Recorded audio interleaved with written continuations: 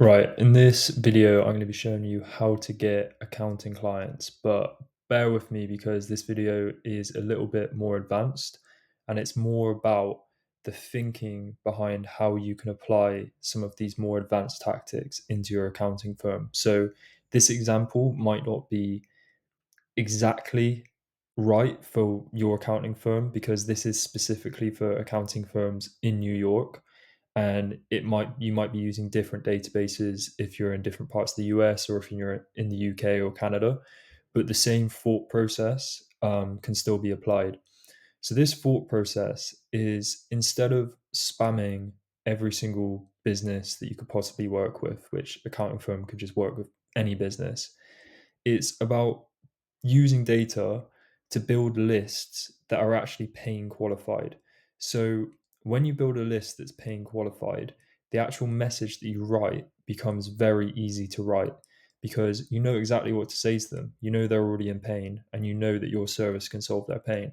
Whereas when you're writing to people who aren't necessarily in the pain and you're not 100% sure that they're in that pain, the messaging just comes off as very generic, very lazy, and you just get marked as spam more. The results will be less effective, and you spread yourself a bit too thin. Like, I'd rather have a smaller list of people who I know are in this pain, because then we can target them across all channels. We can cold call them, we can cold email them, we can advertise to them because we know it's worth our time. Whereas if you have a list of a million businesses who you don't know if they're in the pain or not, you kind of have to stick to the scalable outreach methods like cold email, um, because there's just so many of them and you don't know which ones of them are in pain or not. So I just wanted to get that across before I started. But basically, I wanted to build a list of companies who were in pain in New York for an accounting firm. So I started off thinking about this. I basically just explained to ChatGPT what a paying qualified segment is, and basically said I wanted to apply it to accounting firms. So this is a Calendly example because I was going to do it for Calendly, but I thought accounting firms might be more relevant. Um, so yeah, I just basically gave it context on what what the process was, on like how what a paying qualified segment is, and then I told it that I wanted to do this for accounting firms in the US, and it came up with these ideas. So it said state tax debt and enforcement lists. So basically, open tax warrants, top delinquent taxpayers, so people who haven't paid their tax basically. And why this is super painful is because they could be about to receive like immediate penalties, interest, or risk of closure. So all of that, if you know they've got that, then that has just become so easy to write a message that's relevant to them and converts well because the pain is so strong. So there were a couple of examples here, but I thought let's just keep it simple and just do New York, because there's so many different databases that you could do.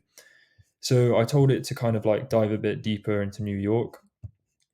I wanted to do what option 1A, and I told it like how can I actually scrape this, and it looked through and it gave us a few different databases, and I clicked on this one, and this one seemed really relevant. So it's from 2025, so it was updated on October the 25th, so it's very up to date, and it's a huge CSV file of all of the people who are currently haven't paid their tax, and even better, the exact amount that the warrant is filed for.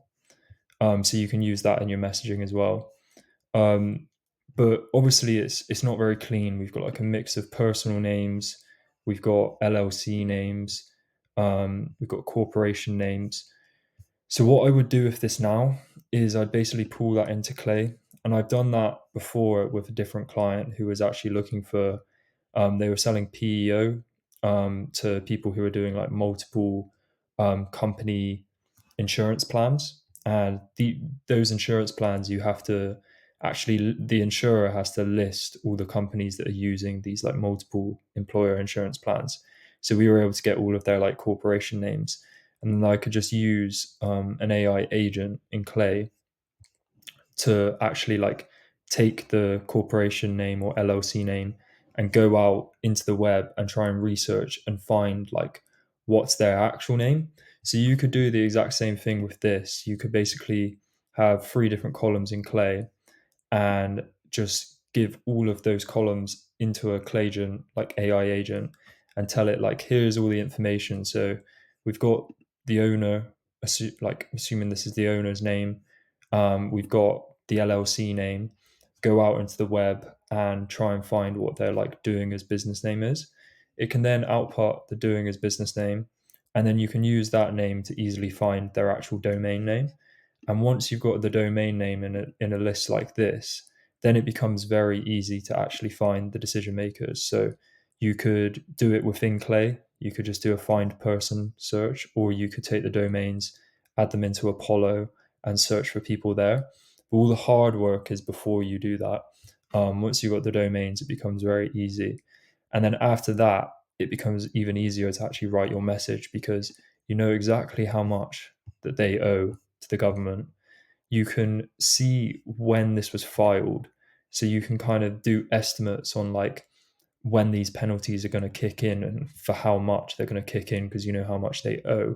And you can just start doing some really smart stuff with this and make your messaging super powerful, super relevant, and a million times better than what most other accounting firms are going to be doing. So here are some quick ideas. I wanted to make a quick video about that. You can apply this same framework to pretty much any business that's B2B. And I just want to say this isn't like my idea. This comes from Jordan Crawford's thinking. So if you want to learn more about like these frameworks, definitely check out his YouTube channel. But if you're looking to grow your B2B business and you've got some value from this video, you can book a call with me with the link below. Other than that, watch my last video because it's super relevant about this same topic. And yeah, thanks for watching.